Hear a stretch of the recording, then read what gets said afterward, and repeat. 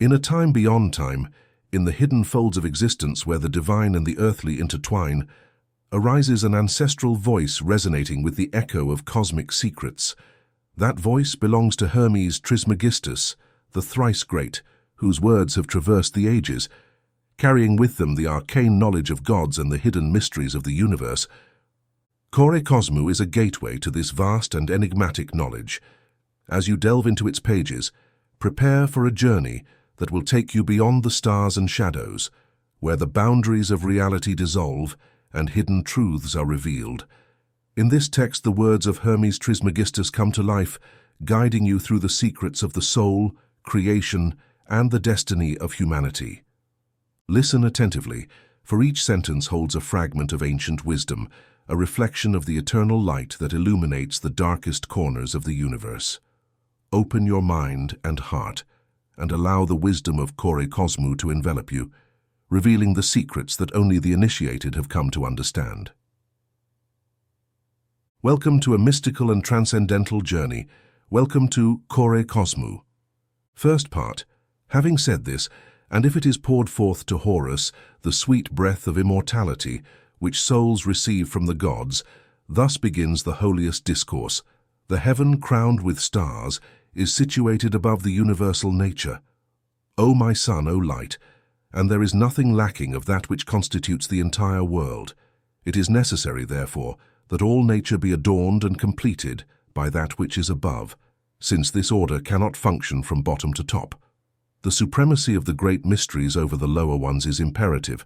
The celestial order reigns over the earthly, as it is absolutely determined and inaccessible to the idea of death. Thus, things that are subject to lamentation are filled with fear before the wonderful beauty and eternal permanence of the divine world. It is true that they were a spectacle worthy of contemplation and desire, these magnificences of the heavens, the revelations of God still unknown, and the sumptuousness of the night illuminated with a penetrating glow, though certainly lesser than that of the heavens, and all the other mysteries that move on high in a harmonious cadence and govern and sustain the things below by secret influences. And while the universal architect refrained from putting an end to this unceasing fear, to these anxious investigations, ignorance enveloped the universe. But when he deemed it good to reveal himself to the world, he inspired the gods with the enthusiasm of love, and poured into their minds the splendor contained in his chest, so that they were first inspired with the will to seek, then with the desire to find, and finally with the desire to modify.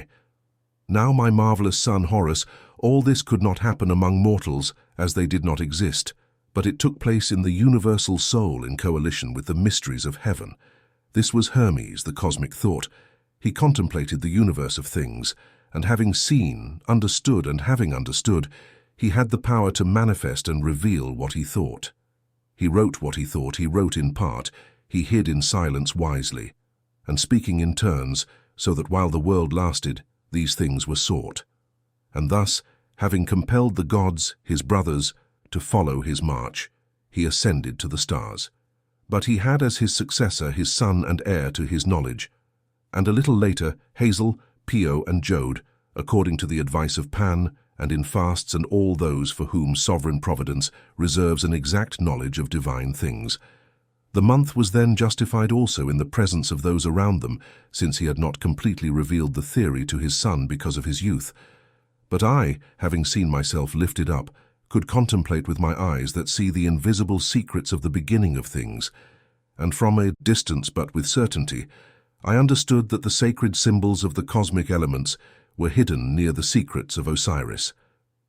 Hermes returned to heaven, having pronounced an invocatory discourse. It is not fitting, O my son, that this recital in full should be informed of the words of Hermes when he established his sacred books. He said, "You, in whose pages my hand has engraved the remedies by which incorruptibility is conferred, remain forever beyond the reach of destruction and corruption, invisible and hidden from all those who frequent these regions, until the day when the ancient heaven of worthy instruments will call souls, whom the Creator will call, having pronounced over their books this invocation. He enveloped us with his covers, he returned to the sphere that belonged to him, and they all remained hidden for a sufficient time. And nature, O my son, remained sterile until the hour when those who were ordered to contemplate the heavens advanced toward God, the King of all things, condemned this general inertia and affirmed the need to divide the universe. Only he could carry out this work. They beseeched him, saying, "Consider what already exists and what is necessary for the future." With these words, the god smiled, O benign one, and ordered nature to exist, and flowing with his voice, the feminine presented herself with all her beauty. The admiring gods contemplated this marvel, and the great ancestor, losing for nature an elixir, ordered it to be fertile. And immediately, penetrating the universe with his gaze, he shouted, "Let the heavens be the fullness of all things." And of heaven and of ether God spoke, and it was done. But nature, in communion with itself, understood that it should not transgress the command of the Father, and in union with work, produced a very beautiful daughter whom she called Invention, and with whose existence God agreed. And having differentiated the created things, he filled them with mysteries and gave them the command of invention. Then, as he did not want the higher world to be active, he considered it appropriate to fill it with spirits, so that no region remained motionless and in inertia. And to carry out this task, he used his sacred art, because by taking from himself the essence that was necessary and mixing it with the intellectual flame, he combined these with other materials through unknown procedures. And having achieved through secret formulas the union of these principles, he endowed the universal combination with movement gradually. In the midst of the protoplasma shone a very subtle, pure and clear substance, whose elements from which it had been generated were transparent, and only the artist perceived it. Soon it achieved its perfection without being melted by fire or cooled by breath, but possessing the stability of a special combination, and having its own type and constitution, he granted it to a happy man, and in accordance with the likeness of his energies, he called it consciousness. From this product he formed the myriads of souls, using the most select part of the mixture for the purpose he had in mind, and proceeded with order and measure according to his wisdom and reason. The souls were not necessarily different, but the choicest part, animated by divine movement, was not identical to the rest. The first layer was superior to the second, more perfect and pure. The second, indeed inferior to the first, was superior to the third, and so on to the 60 degrees in which the total number was completed. Only God established this law, that all should be eternal equally, since they had a single essence whose forms only he determined. He traced the limits of their stay in the heights of nature, so that they would move the wheel according to the laws of order and wise discretion for the joy of the Father. Then, having gathered in these splendid regions the souls of all degrees, he said to them, "O souls, beautiful children of my breath and care, you whom I have produced with my hands to consecrate to my universe, listen to my words as a law. Do not leave the place assigned to you according to my will, the dwelling that awaits you in heaven with its galaxies of stars and thrones of virtue. If you attempt any transgression against my decree, I swear by my sacred breath, by this elixir from which I formed you, and by my creative hands, that I will quickly forge chains for you and cast upon you a punishment." Having spoken thus, my master God mixed the remaining elements with genius and water, and while pronouncing these powerful and mystical words, though different from the first, he infused into the liquid protoplasma movement and life. He made it thicker and more plastic, and formed from it living beings in human form. What remained, he gave to the noblest souls inhabiting the region of the gods in the zone of the stars, whom are called sacred geniuses. "Work," he said, "my sons, children of my nature, take the residues of my task, and let each of you create beings in your image. I will give you models." Then he took the zodiac and ordered the world in conformity with vital movements, and placed the animal signs after those of human form. And after giving breath to the creative and generative forces for all beings yet to come, he withdrew, promising to unite to each visible work an invisible breath and a reproductive principle, so that each being would engender its like without the need to continuously create new entities. "And what did the souls, O my mother Isis?" responded. They took the mixed material and began to reflect upon it and to worship this combination, the work of the Father. Then they sought to discover of what it was composed, and the truth is that it was not easy to find. Fearing that this search would provoke the Father's anger, they set about carrying out his orders. So taking the upper part of the protoplasma, that which was lighter, they created from it the race of birds. The compound, now more compact and of denser consistency, they formed from it the quadrupeds, while from the thicker part, which needed a moist vehicle as support, they made the fishes. What remained, cold and heavy, the souls used to make the reptiles immediately. O my son, proud of their work, they were not afraid to transgress the divine law, and despite the prohibition, they withdrew from the places assigned to them, as they did not wish to remain longer in the same dwelling. They moved incessantly, and rest seemed to them like death. But my friend's son Hermes could not escape the eye of the Lord of all things. He worried about punishing them and preparing strong chains for them. Then, as penance for the souls, the governor and master of the universe decided to shape the human organism. After calling me, Hermes said to me in this way, "O soul of my soul, sacred thought of my thought, how long must earthly nature remain sad? For how long must the creation already accomplished remain inactive and without praise? Bring here before me all the gods of heaven." Thus spoke God, said Hermes, and all obeyed his decree. "Look at the earth," he said to them, "and all the things below it." They quickly looked and understood the will of the Lord.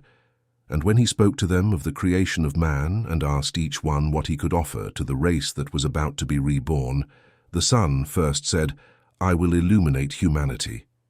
Then the moon promised in turn, adding that she had already previously created fear, silence, sleep, and memory. Kronos announced that he had begotten justice and necessity. Zeus said, "To prevent perpetual wars for the future race, I generated fortune, hope, and peace." Ares declared himself the father of conflict, impetuous zeal, and emulation. They soon invited Aphrodite. "Regarding me, O master," she said, "I will grant humanity desire with joyful pleasure and laughter. The punishment to which our sisters, the souls, are destined, I did not think of them much." These words from Aphrodite, O son, were heard with happiness, said Hermes. "Grant to human nature wisdom, hope, persuasion, and truth, and I will never cease to ally myself with invention to always protect the mortal life of those men who have been born under my sign, seeing that the Creator and Father has attributed knowledge and intelligence to the zodiac signs, especially when the movement that moves the stars is in harmony with the physical forces of each one. He is master of the world. He rejoiced to hear these things and decreed the creation of the human race." "Regarding me," said Hermes, "I sought what material needed to be employed in this work and invoked the Lord. He ordered the souls to release the residue of the protoplasma substance here, and after having taken it, I saw that it was completely dry.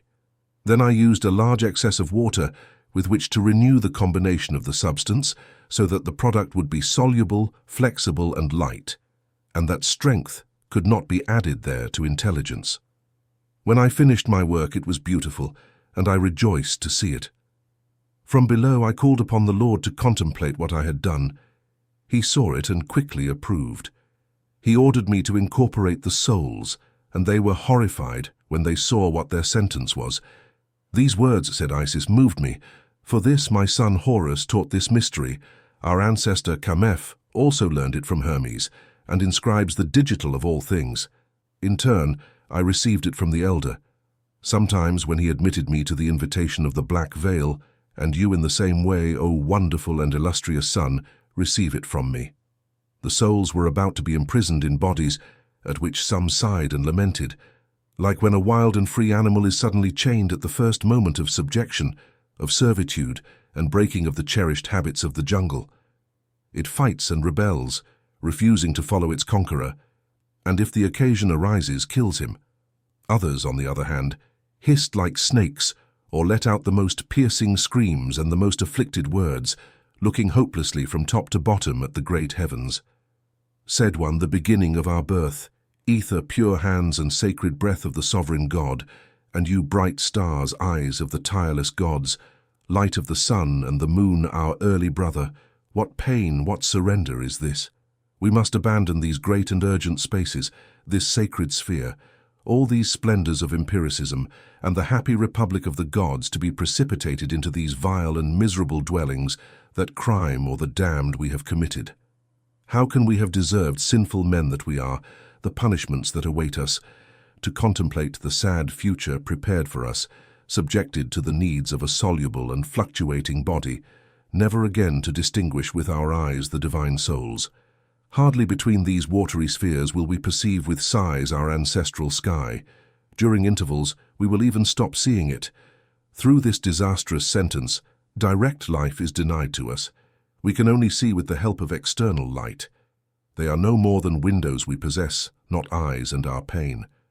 Will not be less when we hear in the air the fraternal sigh of the winds with which we will never again be able to mix ours, as they will have as their dwelling place, instead of the open and sublime world, the narrow prison of our chest. Turn that leads us to this, and that causes such a high place to descend so low, a limit to our sufferings, or a master and father as soon as you become indifferent to your work. A term to our worthy penance. Give us a final word while we can still contemplate the expansion of the luminous spheres. This prayer of the souls was granted, my son Horus, since the Lord was present and seated on the throne. He spoke to them thus: O souls, you must be governed by desire and necessity. After me, these must be your masters and guides, souls subordinate to my scepter, which never fails. You know that as long as you remain unblemished, you will avoid the regions of the heavens. If among you we find any deserving of reproach, he will inhabit the dwelling destined for him in mortal bodies. If your faults are slight, you will be saved from the bonds of flesh and return to heaven. But if you become guilty of a greater crime, if you deviate from the ends for which you have been created, then you will not inhabit the heavens or human bodies. Instead, you will pass into those of animals without reason. Having spoken thus, O my son Horus, he breathed upon them.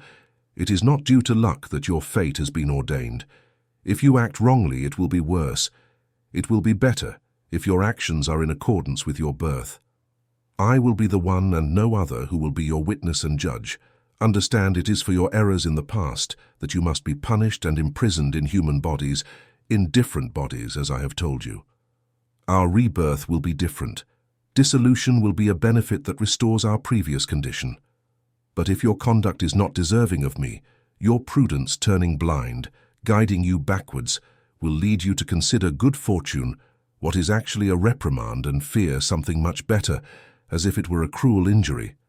The most just of you should, in their future transformations, approximate them among men, upright kings, true philosophers, leaders and legislators, true seers, gatherers of healthy plants, cunning musicians, intelligent astronomers, and wise augurs, instructed ministers, all beautiful and good offices, as among birds are the eagles that do not seek to devour those of their own kind, and do not allow the weaker to be attacked in their presence, because justice is in the nature of the eagle. Among the quadrupeds, the lion, because it is a strong, untamable animal, overcome by sleep, with a mortal body that performs immortal labors and never tires or is deceived. Among the reptiles, the dragon, because it is powerful, long-lived, innocent, and a friend of men to tame without any venom, and dies at a very old age, approaching the nature of the gods.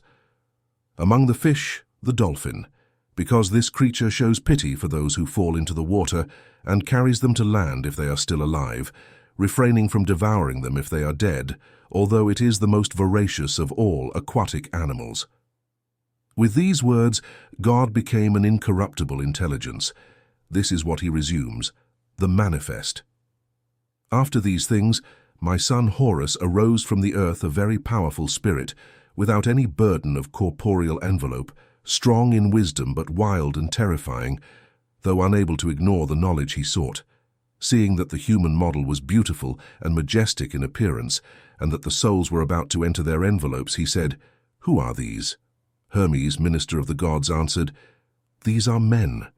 "It is an impetuous work," he said, "to make men with such penetrating eyes, a tongue so subtle, an ear so delicate that it can even hear things that do not affect it, a essence so fine, and in their hands a sense of touch capable of appropriating everything, or spirit, and a generator thought it would be good that he would be free from care.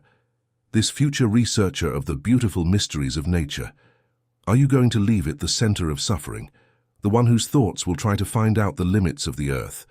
The men will tear out the roots of the plants, study the properties of natural juices, observe the nature of the stones, dissect not only the animals but also himself, and wanting to know how they were formed, they will extend their daring hands over the sea and, cutting the wood of the wild jungle, will pass from one coast to another looking for each other. They will seek the most secret secrets of nature, even in its heights, and they will study the movements of the sky. Will not this be enough when there is nothing more to know than the farthest limit of the earth? Will they look even there, the last extremities of the night, if they do not perceive any obstacle, if they live free of problems, out of the reach of no fear or anxiety? Nor heaven will be able to curb its audacity. Teach them then the desire and the hope of a form that they know themselves, the fear of the accident and the difficulty, and the painful sting of the frustrated hope. Let the curiosity of their souls prey on mutual love, now satisfied, now deceived in such a way that even the sweetness of the success is an omen that throws them towards misfortune. Let the weight of the fever oppress them and break in them all. Desire suffer, perhaps, or light when hearing this recital of your mother. The surprise and the astonishment seize you in the presence of the evil that falls now on humanity. What you are about to hear is still sadder. The discourse of monkeys, like to Hermes, considered that his advice was good and followed him as flies told him the nature of the divine breath of all things cannot be useless. The Master of the universe has commissioned me to be his agent and supervisor. The deity of the penetrating eye behind already observe and direct all the events, and on my part, to design a mysterious instrument, an inflexible and inviolable measure, to which everything will be subject from birth to final destruction, and that will be the bond of the entities created. This instrument will govern what is on the earth, and all the rest is as Hermes said as we spoke, and immediately worked the instrument quickly, the souls incorporated, and I was praised for my work. Then the Lord summoned the assembly of the gods again. They gathered, and he addressed them in this way. Gods have received a sovereign nature, immortal, and the influence of vast eternity. You whose function is to maintain incessantly the mutual harmony of things. For how long must we rule an unknown empire? For how long must the creation remain invisible to the sun and the moon? Let each of us develop his function in the universe. Let us exercise our power to put an end to the cohesion of inertia. Let chaos become an incredible fable for posterity to inaugurate our great works. I will direct, he spoke.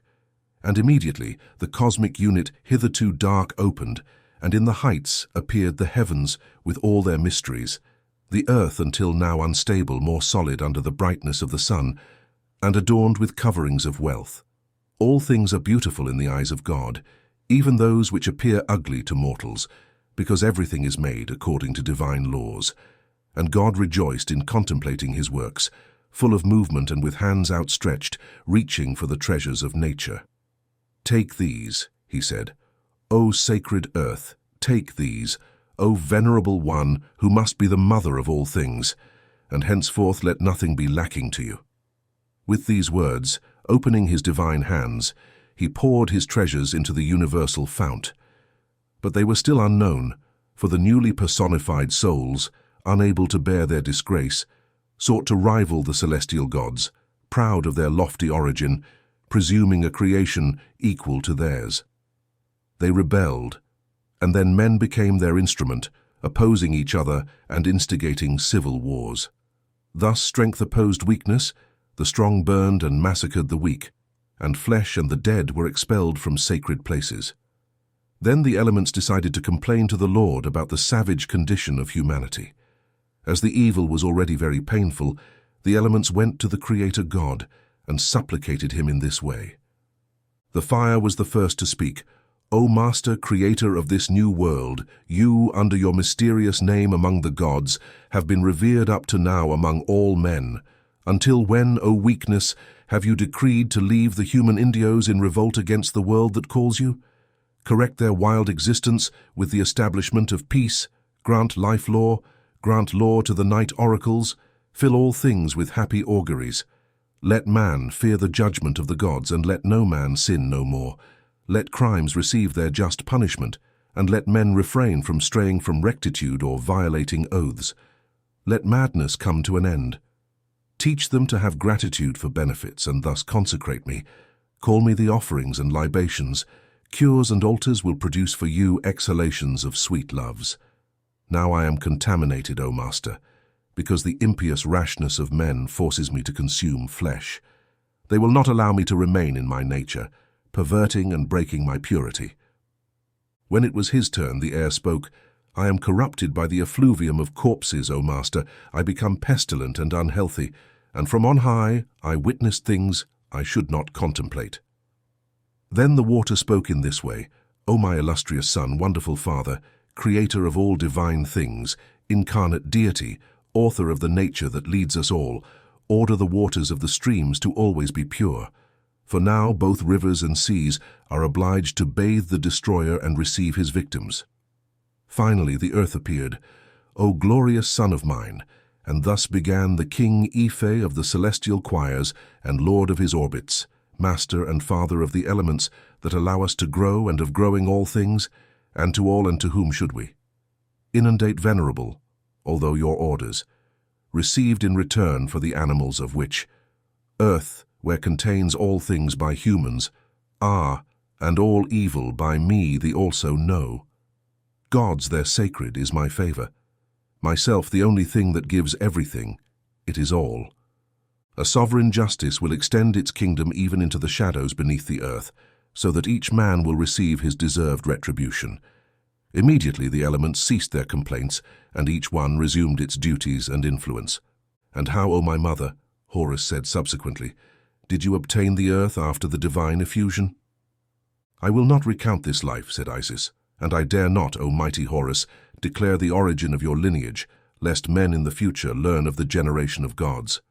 I will only say that the supreme God, creator and architect of the world, agreed with the earth, your father Osiris, and the great goddess Isis to bring about the awaited salvation. Through them, life attained its full meaning. The savage and bloody wars ended.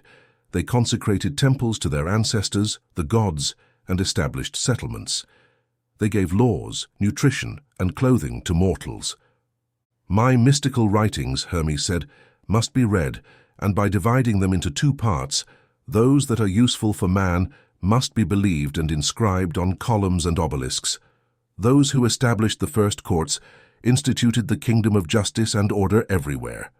With them began the faith of treaties and the introduction into human life of duties and religious oaths. They taught burial rites for those who ceased to live, questioned the horrors of death, showed sad spirits how to return to their human bodies, and that if the entrance path is closed to them, it leads to a failed life. Instructed by Hermes, they engraved on tablets that the air is filled with geniuses, instructed by Hermes in the secret laws of God. Only they were the teachers and legislators of humanity, initiating them in the arts, sciences, and benefits of civilized life. Instructed by Hermes regarding affinities, through compassion, the Creator established between heaven and earth religious presentations and sacred mysteries. Considering the corruptible nature of bodies, they ordained prophetic initiation so that the prophet who raises his hands to God would be instructed in all things. Thus, philosophy and magic nourished the soul, and medicine cured the sufferings of the flesh. Having accomplished all these things, my son, and seeing that the world was reaching its splendor, Osiris and I were summoned by the inhabitants of heaven, but we could not return there without praising the Lord, so that the celestial vision would fill the expanse, and the path to a happy ascension would open for us, since God delights in hymns. Mother, said Horus, teach me these hymns so that I too may be instructed. Listen, my friend, replied Isis.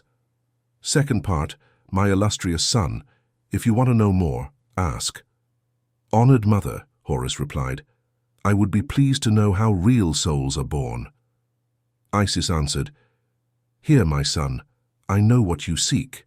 The distinctive character of real souls in the universe is governed by 4 regions under a fixed and immutable law: the sky, the ether, the air, and the holiest earth.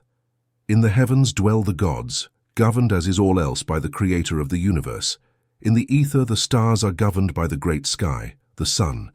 In the air, the souls of geniuses are governed by the moon. On earth, humans and other animals are governed by the soul, which during that time is their ruler. Because the gods themselves beget those who will reign according to the earthly race, princesses are the offspring of kings, and the one most worthy of being king is greater than the rest. The sun, which is closer to God than the moon, is greater and stronger than it, and it is subject to him in both rank and power. The king is the last of the gods and the first of men. As long as he stays on earth, his divine part is hidden, but he possesses something that sets him apart from other men and brings him closer to God. The soul within him comes from a higher region than those of common men. Souls destined to reign over the earth descend there for two reasons. Some have lived without blemish in previous lives and deserve apotheosis. For them, this royalty is a preparation for the divine state. There are also sacred souls that, due to some slight breach of the inner and divine law, receive royalty as penance, where the suffering and pain of incarnation are mitigated. The condition of these souls is to take a body that is unlike others. They are as blessed as when they were free. Regarding the characteristics of these kings, the variety lies not in their souls, for all are royal, but in the nature of the angels and geniuses that assist them. Souls destined for these roles are not without ministry and companionship.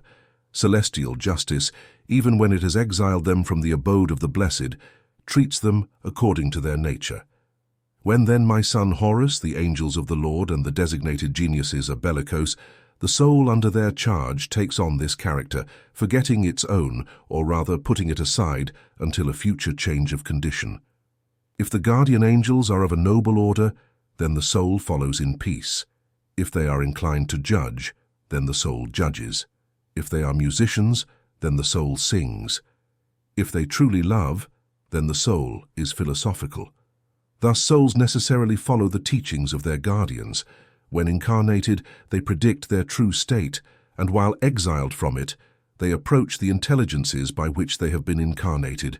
My explanation is complete. Mother, said Horus, I understand, but you have not yet informed me how souls are born on earth. My son, replied Isis, different offices exist on earth. The same occurs among souls that occupy different positions. The soul that emerges from a higher sphere is nobler than the rest, just as a free man among men is nobler than a slave. Elevated and royal souls are necessarily the teachers of men. How are souls born, men or women? My son, they are all equal in nature, as they come from a region where the Creator has formed them. There are no men or women among them. This distinction exists only in bodies and not among incorporeal beings. Some are more energetic and more gentle. These belong to the air in which all things are formed, because an ethereal body envelops the soul. In these bodies, souls manifest more vivacity and energy. As to how wise souls are born, Isis replied, the organ of vision is wrapped in garments. When these garments are thick and dense, the sight is obscured. When they are good and subtle, the sight is penetrating. The same applies to the soul. It also has its incorporeal coverings. Like itself, these coverings are internal airs. When they are subtle, clear, and transparent, then the soul is spiritual. When, on the contrary, they are dense, thick, and pompous, then she cannot see far and only discerns, as in cloudy weather, what is right in front of her steps. And Horus said, Why, my mother, are the souls of men who are not from our sacred country less open than the souls of those who belong there? And Isis answered, The earth is situated in the middle of the universe like a man lying on his back and contemplating the sky, and the various regions of the earth correspond to the different members of men. Earth turns its gaze towards the sky, as did its father, following in its changes the changes of the heavens. Its head remains to the south, its right shoulder to the east. The left is turned towards the wind of Libya. Its feet are under the constellation of the bear, the right one under the tail, and the left under the head of the bear. Its back is down, the regions of the sky closest to the bear, half of its body is under the center of the sky. It contemplates as proof of these things that those who dwell in the south have a beautiful face and abundant hair, while the easterners have strong hands in conflict and separate for the bow, for they are right-handed. The Westerners are strong and fight with the left hand, attributing to the left side the functions that belong in another way to the right. Those who dwell under the bear are distinguished by the attributes of their feet and the beauty of their legs. Those who dwell beyond the bear in the climate of Italy and Greece are distinguished by the beauty of their loins, and hence their tendency to prefer males. This part of the body, as it is also whiter than the rest, produces men of the whitest color. The sanctified region of our ancestors is in the middle of the earth, and as half of the human body is the seat of the heart and the heart of the soul, this is the reason, my son, why the man of this land, in addition to all the qualities he possesses in common, also has a superior intelligence and wisdom, because the heart of the earth leads and nourishes him. Furthermore, my son, the south is the storehouse of the clouds, and where they gather, and there, according to what is said, our river the Nile flows when the cold is abundant. Now, where the clouds descend, the air becomes thicker and filled with values that expand like a veil, not only over sight, but also over intelligence. The east, my son Horus, is continually disturbed and shining under the dawn, as is the west under the dusk. Then those who dwell in these regions can hardly preserve a clear perception. The north, by its glacial temperature, affects the mind as it does with the body. Only the central earth, clear and serene, is favored, as are those who inhabit it. It gives birth in perpetual tranquility, adorns and completes its offspring, fights alone against all of us, triumphs, and as a valuable governor shares with the defeated the fruits of victory. Explain more, my august mother. Is it what causes in living men during long illnesses an alteration of the discernment of reason, even of the soul itself? Isis answered, Among animals there are those who have affinity with fire, others with water, others with earth, others with air, others again with 2 or 3 elements or with the 4, or inversely some feel antipathy for fire, others for water, others for earth, others for air, or again for 2, 3, or all 4 elements. Thus, the locust and all kinds of insects flee from fire, the eagle, the falcon, and other flying birds in water. The fish are terrified of the air and the earth. The serpent hates the open air, and like all crawling creatures, adores the ground. All fish delight in the deep, birds in the air, where they spend their lives. Those who fly higher delight in fire or the sun and live in their vicinity. There are even certain creatures that frolic in the fire, like the salamanders that have their dwelling in it. The elements envelop the body, and every soul that dwells in a body is overwhelmed and chained by the 4 elements. Then it is natural for the soul to have affinity with certain elements and aversion to others, so it cannot enjoy perfect happiness. However, since the soul is of divine origin, it struggles and contemplates even within this young corporeal body. But its thoughts are not what they would be if free from the body, and if the body were disturbed and troubled by illness or terror, the soul itself would be agitated like a man amidst stormy waves. You have given me admirable instruction in 3 parts, O Isis, the most powerful of mothers, about the marvelous creation of souls by God, and I am filled with admiration. But you have not yet shown me where the souls depart willingly from their bodies. I would gladly admire this mystery, and give you alone thanks for the initiation. Isis replied, Listen, my son, for this necessary question holds a very important place and must not be forgotten. Hear my answer, O great and marvelous descendant of illustrious Osiris. Do not think that souls, upon leaving the body, mix confusedly in the vast expanse and disperse into the universal and infinite spirit without power to return to their bodies, preserve their identity, or seek again their primal dwelling. The water spilled from a vessel never returns to its source. It has no locality of its own, but mixes with the mass of waters. It is not so with souls, O wise Hermes. I am initiated into the mysteries of immortal nature, walking in the paths of truth, and I will reveal all to you without the slightest omission. And first I will tell you that water, being a body without reason composed of myriad fluid particles, is, my son, a personal entity, the real work of the hands and mind of God, enduring in intelligence. That which proceeds from unity and not from multiplicity cannot mingle with other things, and for the soul to unite with the body, God subjects this harmonious union to necessity. Souls, therefore, do not return haphazardly or by chance to the same place. but each departs to its appointed place, determined by what the soul experiences while still in proximity to the body, burdened with a weight contrary to its nature. Listen then to this comparison, dear Horus. Imagine that men, eagles, doves, swans, hawks, swallows, sparrows, flies, serpents, lions, leopards, wolves, dogs, hares, oxen, sheep, and certain amphibious animals like seals, hydras, and turtles are all enclosed together in the same prison. If suddenly set free, each creature would escape. Man would seek cities and public places, eagles the air where nature teaches them to live, doves the lower air, swans regions where they can sing, flies the vicinity of the ground as high as human breath extends, because the property of flies is to live there and flutter over the earth. Lions and leopards would go to the mountains, wolves to solitudes, dogs would follow the steps of men, hares would move to the forests, oxen to the fields and meadows, sheep to pastures, and serpents would seek the caves of the earth. Seals and turtles would gather in shallow and constant waters to enjoy, according to their nature. Similarly, according to the shore and depth of the waters, each creature would return, driven by its inner discernment, to the dwelling suitable for it. Thus every soul, whether human or inhabiting the earth in other conditions, knows where it must go, unless truly some child of Typhon made you see that a bull survives in the waters or a turtle in the air. Even when immersed in blood and flesh, souls do not violate the law of order, although under penance, because union with the body is a much better penance. They conform to the place when released from their terms and set free. Now this sacred law that extends even into the heavens is thus, illustrious son. Consider the hierarchy of souls. The expanse between the empyrean and the moon is occupied by gods, stars, and the powers of providence.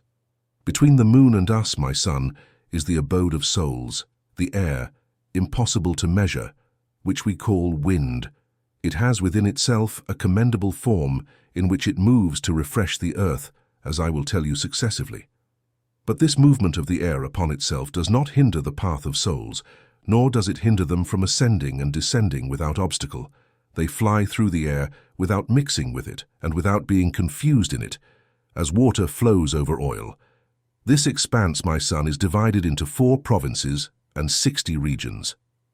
The first province from the earth upwards includes 4 regions, stretching as far as some summits or promontories. It is incapable of transcending. The second province comprises 8 regions where the movements of the winds arise. Be attentive, my son, for you have heard the ineffable mysteries of the earth, the heavens, and the sacred fluid that extends between them. In the province of the winds, birds fly above. There is no moving air nor any creature above it. The air, with all beings it contains, is distributed throughout all the limits within its reach, among the 4 quarters of the earth. While the earth cannot rise in the mansions of the air, the third province consists of 16 regions filled with pure and light elements. The fourth contains 32 regions where the air, completely light and diaphanous, is penetrated by the element of fire. This is the order reigning without confusion from the depths to the heights, the birds, 4 general divisions, 12 intervals, 60 regions, and in these dwell the souls, each according to its corresponding nature. Truly they are all of one substance, yet they constitute a hierarchy, and the further a region is removed from the earth, the higher the dignity of the souls inhabiting it. And now, illustrious Horus, what remains to be explained to you are the kinds of souls inhabiting each of these regions, and this is what I shall expound, starting with the highest. The space that extends between the earth and heaven is divided into regions, my son Horus, according to measure and harmony. To these regions, our ancestors have given various names. Some call them zones, others firmaments, others spheres. In these regions dwell the souls released from the body and those that have not yet been incorporated. The stations they occupy depend on their dignity. In the uppermost region dwell the divine and royal souls. The most ignoble souls, those that float upon the surface of the earth, are in the lowest sphere, and in the middle regions reside the souls of ordinary rank. Thus, my son, the souls destined to govern descend from the upper zones, and when liberated from the body they return there or even higher, unless they have acted contrary to the dignity of their nature and the laws of God. For if they have transgressed, providence from above compels them to descend to the lower regions, according to the measure of their faults. In the same manner, it also leads other souls lower in power and dignity from the lower spheres to a higher abode. For above dwell two ministers of universal providence. One is the guardian of souls, the other their director, who sends them to their place and predestines for them a body. The first minister watches over them. The second liberates or binds them according to the will of God. In this way, the aegis governs the changes taking place above. Just as on earth, it molds and constructs the vessels in which souls are enclosed. This law is complemented by two energies, memory and experience. Memory directs in nature the preservation and maintenance of all original types assigned in heaven. The function of experience is to endow each descending soul with a suitable body, so that passionate souls enter vigorous bodies. Lazy souls have sluggish bodies, the most active souls have active bodies, gentle souls have gentle bodies, and the most powerful souls have powerful bodies. Cunning souls have agile bodies, in summary, so that each soul has a nature appropriate to its rank. For it is not a just motive that flying creatures are clothed in feathers, that intelligent creatures are endowed with senses better and superior to those of others, that beasts of the field are endowed with horns, tusks, and other instruments, that reptiles are endowed with wavy and flexible bodies, and that unless their nature moisture makes them weak, they are armed with teeth or sharp scales, so they are less than us in danger of death. As for fish, these timid souls have assigned the place where they live in this element, where light is deprived of its double activity, because in water fire does not illuminate or burn, each time swimming with the help of its spiny fin. It flees wherever it wants, and its weakness is protected by the darkness of the deep. Thus, souls are confined in bodies that resemble them in human form. Those souls that have received reason in flying creatures, souls of wild nature in beasts, irrational souls whose only law is force in reptiles, cunning souls who do not confront surprise face to face, but through ambushes, while fish consecrate those souls and measures that do not deserve the enjoyment of other elements. In every animal order, there are individuals who transgress the laws of their being. "In what way, my mother?" said Russ. And Isis responded, "In this way, a man who acts against reason, a beast born of necessity, a reptile that forgets its cunning, a fish that loses its timidity, a bird that renounces its freedom. You have heard what should be said regarding the hierarchy of souls, their descent, and the creation of their bodies, my son. In every order of souls, there are a few real souls of diverse characters, some fierce, some cold, some proud, some gentle, some cunning, some simple, some contemplative, some active. This diversity belongs to the regions from which they descend to bodies. And as you said, my son, the king of souls who has existed until now is your father Osiris. The king of bodies is the prince of each nation who governs. The king of wisdom is the father of all things. The initiator is the thrice great Hermes. Asclepius presides over medicine, the son of Hephaestus. Strength and power are under the influence of Osiris, and after him under yours, my son. Philosophy depends on Arneva, poetry again on Asclepius, the son of Inmude. If you think about it, you will see that there are many royalties and many kings, but supreme royalty belongs to the highest region. Lesser kinships correspond to the spheres that give birth to those who come from the brightest sphere touch on fire. Those who come from the watery zone frequent the liquid spheres. In the region of art and learning, those dedicated to art and science have been born. In the region of inactivity, those who live in calm and laziness. Everything that is done and said on earth originates from the heights where all essences are given measure and balance, just as there is nothing that does not emanate from above that does not return there. Explain this to me more." Isis replied, "A clear proof of these exchanges has been stamped on all creatures by sacred nature. The breath we take from the upper air, we exhale and inhale again through lungs that perform this function within us. When the path to receive our air is closed, we no longer remain on earth, we depart there. Furthermore, my glorious son, There are other accidents by which the balance of our combination can be destroyed. What then is this combination, my mother? It is the union and addition of the four elements, from which emanates a vapor that surrounds the soul, penetrates the body, and communicates to both their character. Thus, varieties are revealed between souls and bodies. In the composition of a body, if fire dominates, then the soul, already of a fiery nature, receives in this way an excess of heat that turns it into the most energetic and furious, and the body into the most lively and active. If air dominates, the body and soul of the creature are then unstable, wandering, and restless. The domination of water causes the soul to be soft, affable, simple, and easily moldable, because water bends and mixes comfortably with other things. It dissolves them if abundant and wets, and penetrates them if in lesser quantity.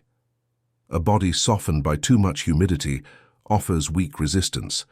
A slight illness disintegrates it, gradually dissolving its cohesion. Again, if the element of earth dominates the soul, because the body lacks subtlety and cannot find a path through the density of its organism, then the soul remains enclosed in itself, crushed by the weight it bears, and the body is solid, inactive, and heavy, moving only with effort. But if the elements are all in just balance, then the entire nature is inclined in its actions, subtle in its movements, fluid in its sensations, and of robust constitution. From the predominance of air and fire, birds are born, whose nature resembles that of the elements that generate them. Humans are endowed with an abundance of fire, combined with a little air, water, and earth in equal parts. This excess of fire turns into keenness. Intelligence is a type of flame that does not consume but penetrates. The predominance of water and earth, with sufficient addition of air and a bit of fire, engenders beasts. Those endowed with more fire than the rest have more courage. Equal quantities of water and earth give rise to reptiles lacking in fire. They have neither courage nor sincerity. While an excess of water makes us cold, excess of earth makes us sordid and heavy, and lack of air makes movements difficult. Much water with little earth produces fishes. Absence of fire and earth in them results in timidity and disposition to remain hidden, while the predominance of water and earth in their nature brings them closer due to natural affinity. Earth dissolved in water, moreover, through proportional increase of the elements composing the body itself increases, and its development ceases when the full measure is achieved. As long as, my dear son, the balance is maintained in the original combination, and the vapors that rise from them, that is, as long as the normal proportion of fire, air, earth, and water remains unchanged, the creature will continue in a state of health. But if the elements deviate from the originally determined proportion, not now speaking of growth of activities, nor of what results from a change of order, but of the disruption of balance, whether by addition or diminution of fire or other elements, then illness occurs. And should air and fire, whose nature is one with that of the soul itself, prevail in conflict, then through the dominance of these flesh-destroying elements, the creature will abandon its own state. For the element of earth is the nourishment of the body, and the water with which it is imbued contributes to its consolidation. But it is the airy element that imparts movement, and fire engenders all energies. The vapors produced by the union and combination of these elements, mingling with the soul as if by fusion, carry it along with them and clothe it with their own nature, be it good or bad. As long as it remains in this natural association, the soul maintains the rank it has attained. But if a change occurs, whether in the combination itself or in any of its parts or subdivisions, the vapors, altering their condition, would alter action between soul and body. Fire and air aspiring upwards carry away the soul, their sister, while the elements of water and earth, tending towards the earth like the body, weigh it down and crush it. Study and description of the core cosmos, the mysterious title of this famous Hermetic fragment with which this volume begins. Core cosmos, that is, the cosmic virgin, is in itself a revelation of the wonderful identity that subsists between the ancient religious knowledge of the ancient world and that created by Catholic Christianity. Core is the name by which in the mysteries the initiate greeted Persephone, the daughter, and it is also, perhaps only by coincidence, the Greek word for the pupil or the girl of the eye. However, when we find Isis, the goddess of the moon, and Mithra in their discourse with Horus, who mystically identifies the eye with the soul and compares the tunics of the physical organs of vision with the coverings of the soul, when we also think that precisely the eye through its pupil is the illuminator and the perfecter of the body, and that it is also the soul, the illuminating principle and the viewer of man, we can hardly consider this analogy in men as unintended or uninstructive. For Kor, or Persephone the maiden, is the personified soul, whose apostasy or descent from the celestial sphere to the terrestrial generation is the theme of the Hermetic parable that follows. The Greek mysteries deal with only two themes. The first is the drama of the abduction and restoration of Persephone. The second, the incarnation, the hammer, and the resurrection of Dionysus or Bacchus. Persephone signified the soul and Dionysus the spirit. Hermetic doctrine teaches the quadruple nature of both the cosmos and man. Of this quadruple nature, two elements were considered immortal and permanent, and the other two mortal and transient. The first are the spirit and the soul, the second the lower mind or sense or body and the physical organism. The spirit and the soul, masculine and feminine respectively, remained throughout the entire process of metempsychosis equal, indissoluble, and incorruptible. Or inferior, they were new in each rebirth, and therefore changeable and dissoluble. The spirit, or Dionysus, was considered of a special divine genesis, being the son of Zeus by the immaculate maiden Kor Persephone, daughter of Demeter or the father, and the supermundane intelligence to whom the mysteries are directed as mother. But Kor, although of divine origin, participates more than her son in an earthly nature. Hence, Brock says, according to the theologians who handed down to us the most sacred mysteries, Persephone dwells in the heights in those abodes for the mother that she herself prepared, in inaccessible places exempt from the sensible world. But she also lives below with Pluto, where she manages earthly matters, rules the hidden places of the earth, and provides life to the extremities of the cosmos. Thus considered as the daughter of Zeus and Demeter, Kor is immaculate and celestial in character. Considered as the captive and consort of Hades, she belongs to the underworld and the region of lamentation and dissolution.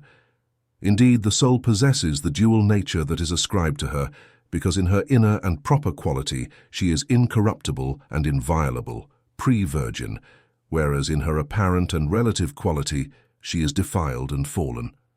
In the Hermetic fable, the constant emblem of the soul is water or the sea, Maria, and a notable reason for this is the comparison with water which, as much as it may seem contaminated, remains essentially pure because the corruption of the so-called infected water consists in reality of suspended sediments by solution, which make it appear turbid. But this corruption cannot enter its integral constitution in such a way that if the most infected or turbid water were distilled, it would leave all its impurities in the cucurbit and present itself without loss clear and lucid in an alembic.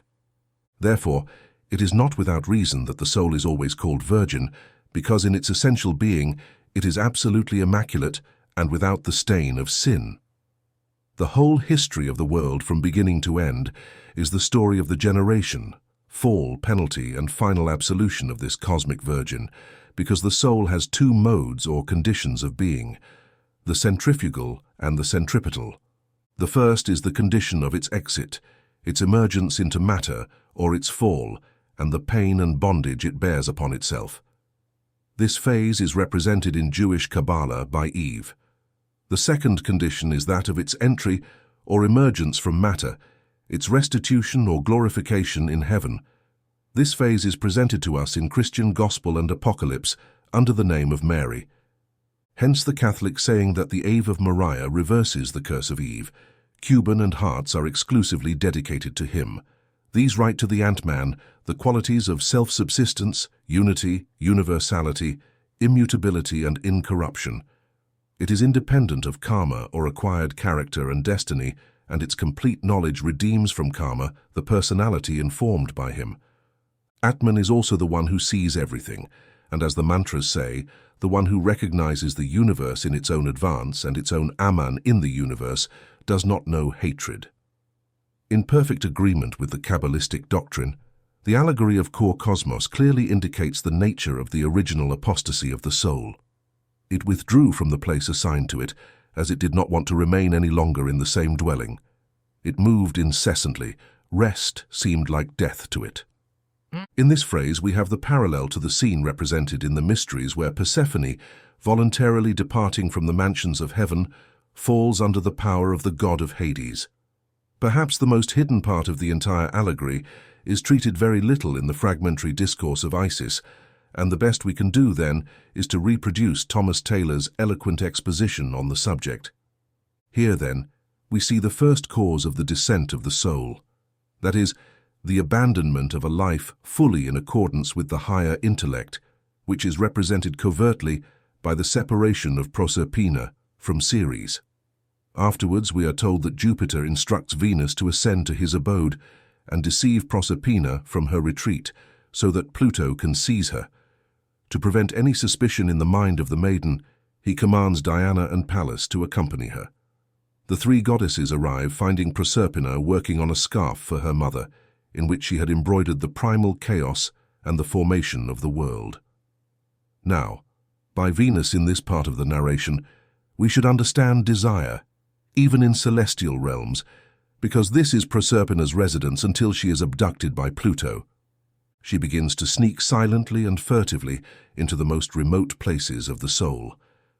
By Minerva, we should understand the rational power of the soul, and by Diana, its natural disposition. Finally, the net in which Proserpina had shown the true variety of the material world beautifully represents the principle of illusory operations through which the soul is ensnared by the fascination of imaginative forms. After this, having forgotten her mother's orders, Proserpina is depicted venturing from her retreat through the persuasions of Venus. Then we see her emerging onto the plain with Minerva and Diana, accompanied by a retinue of nymphs, who are clear symbols of the world of generation and are also fitting companions for the soul about to descend into its fluctuating realms. Furthermore, Proserpina's intention to venture from her retreat is a beautiful symbol of her imminent descent because she leaves home to seek flowers. This takes place in a meadow filled with the most charming varieties and emitting the most delightful scents. This is a clear image of the soul, primarily according to its external and natural life, which then becomes ensnared by the deceptive attractions of sensible forms.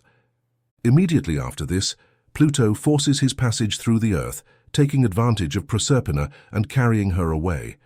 In such a situation, the soul might pathetically exclaim with Proserpina, "O flowers fatally dear and the mother's counsels despised, or the cruel arts of cunning Venus." Pluto hastens to enter the infernal regions.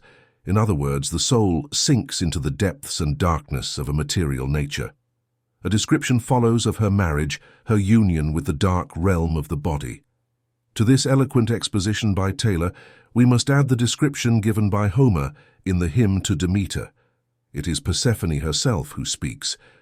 "We were gathering beautiful flowers, the lovely saffron of spring, the iris, the hyacinth, and the narcissus, which the wide earth produced in abundance.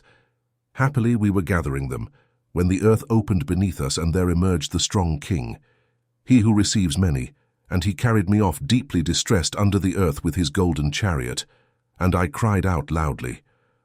Comparing this hermetic allegory of Persephone's descent and form with the Kabbalistic story of Eve's fall, "And she saw that the tree was good for food, and that it was pleasant to the eyes, and a tree to be desired to make one wise. She took of the fruit thereof and did eat, and gave also unto her husband with her, and he did eat.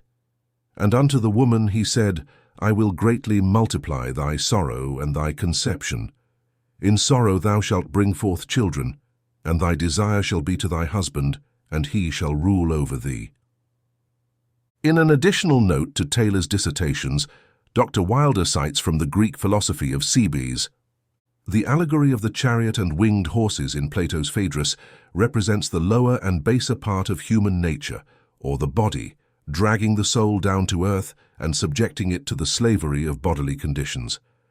From these conditions arise numerous evils that disturb the mind and cloud reason, because man is inherent to the condition of finite and multiform existence into which we have fallen. Earthly life is a fall.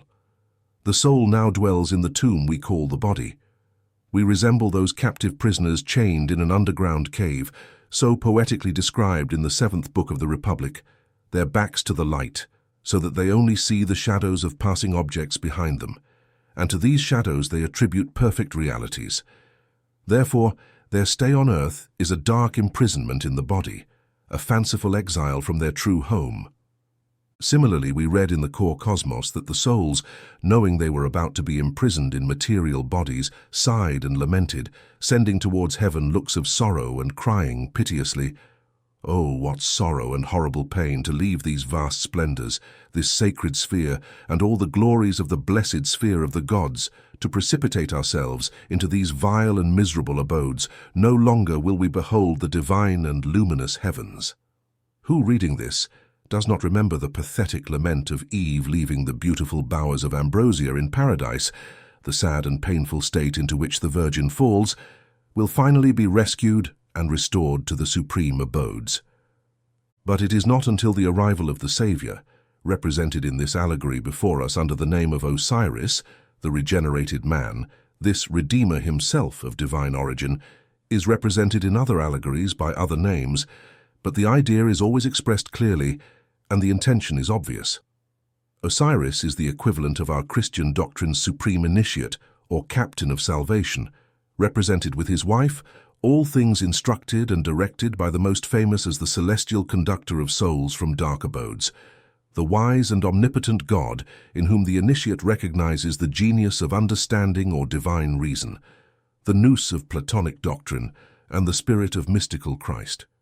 Therefore, as the understanding of sacred things and the faculty to interpret them are a gift of Hermes, this God's name shall be to all science and revelation of hidden and divine nature. Indeed, a divine is someone who knows the mysteries of the kingdom of heaven, hence why St. John the prophet, or the divine, is especially beloved by Christ. Hermes was considered the messenger or angel of the gods, descending likewise into the depths of the Hades world to elevate souls and ascending them all, filling all things because understanding must seek both depths and heights. Nothing can be hidden from it, nor can it achieve the fullness of supreme secret knowledge unless it first explores the phenomenal and terrestrial. For one who ascends, how can they do so if not by first descending into the lower parts of the earth with the splendid jubilation and carefree humor that characterizes the Greeks, mixing laughter and joy even with the mysteries of religion, and making their sacred allegories human and musical like no other nation or time. Hermes, the divine revealer, was also absolutely called a thief and the patron of thieves, but in this way, the power and ability of the intellectual entity to make everything its own intellectually were indicated. Thus, by attributing to Hermes the theft of Venus's girdle, as well as the action of stealing and driving Apollo's cattle, it was meant to say that all good and noble gifts, even the attributes of the higher gods themselves, are accessible to understanding, and that there is nothing that intelligence of man cannot reveal, only if man has the ability to seek well. As the immediate companion of the sun, Hermes is the one who opens the gates of the higher heaven, the revealer of light and spiritual life, the mediator between the inner and outer spheres of existence, and the initiator in those sacred mysteries, the knowledge of which is eternal life. The panoply which Greek art gives to Hermes is symbolic of the functions of understanding. It has 4 instruments: the wand, the wings, the sword, and the cap, denoting respectively the science of the magician, the courage of the adventurer, the will of the hero, and the discretion of the adept. Initiates of Hermes recognize no other authority than understanding. They do not call any man on earth king or master. They are free thinkers and republicans, because where the Spirit of the Lord is, there is liberty. Hence why in his divine institutions, Hermes affirms that those who know God are free from the attacks of the demon and are not even subject to fate. Now the powers of fate reside in the stars, that is, in the cosmic or microcosmic astral sphere, and the astral power was in Greek fable typified by the genius of 100 eyes of the starry zone, noting the giant who sees everything, and that it was the glory of Hermes to have eluded and slain the allegory of which is that those who possess the Hermetic secret are not subject to fate, but have passed beyond the slavery of metempsychosis and have freed themselves from ceaselessly revolving on the wheel of destiny. Knowing God is to have overcome death and the power of death. Knowing the origin and the secret of illusion is to transcend illusion. The spheres of illusion dominated by the 7 astral powers are between the soul and God. Beyond these spheres are the 9 celestial abodes, where according to the mysteries of Meta, she sought in vain the lost Persephone because from these abodes she had fallen into a dull and mundane state, and had therefore fallen under the power of the planetary rulers, that is, of fate personified by PKT. On the 5th day, the divine drama teaches Meta to find the goddess of condemnation and punishment, the terrible and cathetriformis personification of karma, who tells the mother of the abduction and detention of Persephone in the world of Hades, and we are told that cathetriformis then becomes the constant companion of Persephone. All of this is, of course, filled with the deepest meaning until the soul falls into matter. It has no destiny or karma. Destiny is the inheritance and result of time and manifestation in the 7 astral spheres. The moon represents destiny and presents 2 aspects, the benign and the malign. Under the benign aspect, the moon is Artemis, reflecting in the soul the divine light of fires. Under the malign aspect, she becomes the avenger, dark-faced and with 3 heads transforming into a horse, a dog, and an implacable lion. She swiftly, shrewdly, and pitilessly hunts guilty souls from birth to birth, mocking even death with infallible justice. To the innocent soul until then, lunar powers are favorable. Artemis is the patroness and protector of virgins, that is, of souls not defiled by transit into matter. In this aspect, the moon is the initiatrix Isis, the illuminator, because through charitable karma or destiny, the soul receives superior enlightenment, and the dark corners of its abodes are illuminated by sacred reminiscences in subsequent births. This soul becomes prophetic and divine to the corrupt and malicious. The influence of the moon is malign to him because for him it assumes the aspect of Hecate, striking by night and terrorizing with ghostly omens of misfortune. These souls fear lunar power, and in this instinctive fear they can discern their secret recognition of the malignant destiny they are preparing for themselves in future existences. The tree of good and evil, says the Kabbalah, has its root in March. It has been asserted at times that the doctrine of karma is unique in Hindu theology. On the contrary, it is clearly shown in the Hebrew, Hellenic, and Christian mysteries. The Greeks called it destiny. Christians know it as original sin. All men come into the world with this sin, and it is because of it that all are condemned. Only the Mother of God is free from it, the Immaculate Virgin, through whose seed the world will be redeemed. As the lily among thorns, says the Church in the office of the Immaculate Conception, so art thou among the daughters of Adam. Fair and lovely art thou, and the original stain is not in thee. Thy name, O Mary, is as oil poured out. Therefore the virgins love thee exceedingly. If then by Persephone or Kor, the Virgin of the world, we are taught to understand the soul clearly, we are also clearly taught by Crisis, admitting justice and illumination in the same way that Kor, Virgin and Mother, is philosophically identical to Isis, already the Greek personification of fertility and the mighty nourishing power of nature. She was considered the inviolate and perpetual maiden of heaven. Her priests were wealthy, and her image in the magnificent temple of Ephesus represented her with many breasts. In works of art, Artemis appears in diverse forms, as the huntress accompanied by a pack of hounds and with hunting utensils, as the goddess of the moon covered with a long veil reaching to her feet and her head adorned with a crescent moon, or as the mother maiden with several breasts holding a torch lit in her hand. The Latins venerated her under the name Diana, and it is under the name of Diana that Artemis is mentioned in the Acts of the Apostles. Isis had all the attributes ascribed to the lunar divinity of the Greeks and Romans. Therefore, like Artemis and Diana, she was identified with the hidden principles of nature, that is, destiny. In its aspects and various relationships, destiny was sometimes seen as fortune, punishment, condemnation, or fate, a principle represented, as we have already seen, by the Kabbalists under the figure of Mansur, or the moon, and by the Hindu theosophists under the more abstract conception of karma. The pack of Artemis or Diana are the hidden powers that hunt and pursue the soul from birth to death, the inevitable forces of nature that, always following the steps of every ego, hurl it towards conditions successively engendered by its actions, like effects by the causes. Hence Action, abusing destiny and ignoring the sanctity and inviolability of this law impossible to change, which is karmic destiny, has been torn apart by his own hounds, that is, his own actions, which by decree of the implacable goddess are thrown upon him and tear him apart. The abstract conception of the moon was so closely related to the secret influence and power of destiny in nature that in the commentary on Timaeus it is said of Diana that she presides over all generation. Natural existence leads towards light through natural reasons and extends a prolific power from above to the underworld.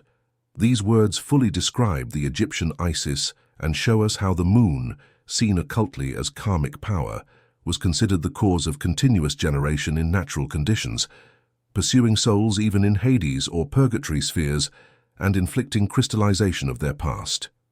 Arhige also in the Orphic hymn to nature, this goddess is identified with fortune and is depicted standing on a wheel, which she continually spins, swiftly moving in the eternal wheel.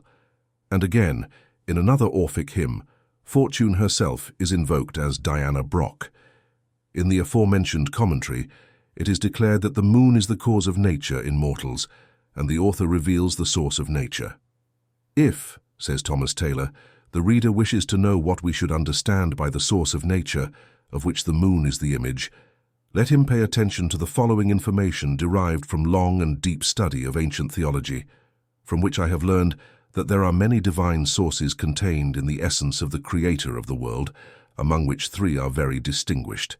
These are the source of souls, one was the source of virtues or Minerva Athena, and the source of nature or Diana Artemis, and this information will allow us to explain the meaning of the following passages in Apuleius, the first of which is at the beginning of the 11th book of his Metamorphoses, where the divinity of the moon is represented as speaking in this sublime manner.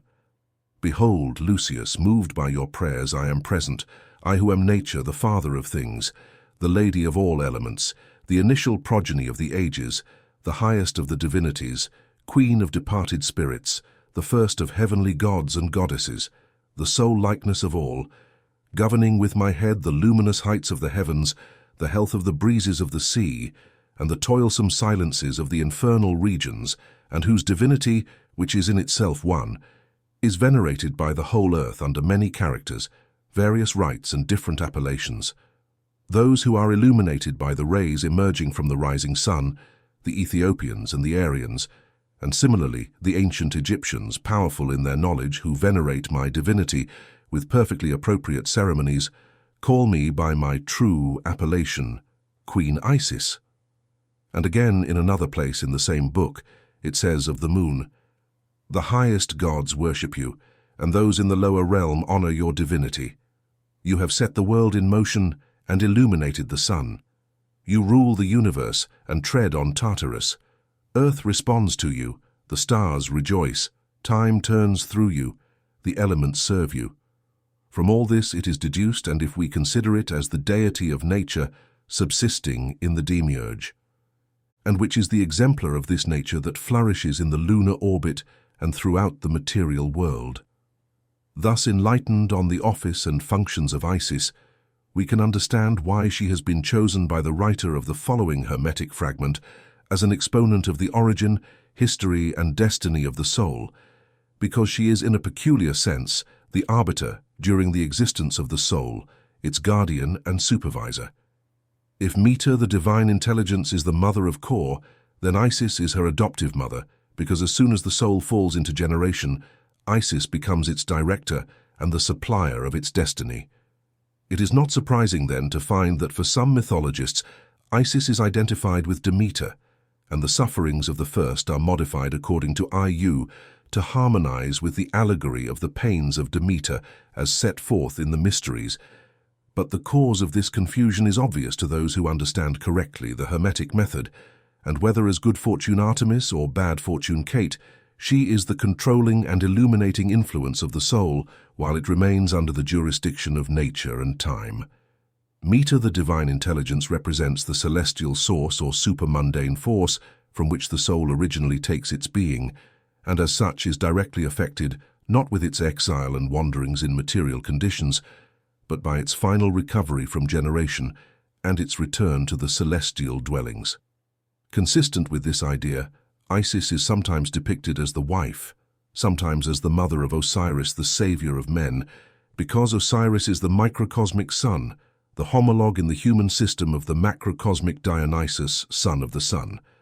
So those authors who confuse Isis with Demeter and understandably confuse Osiris with Dionysus and see the former as the fundamental figure of the mysteries.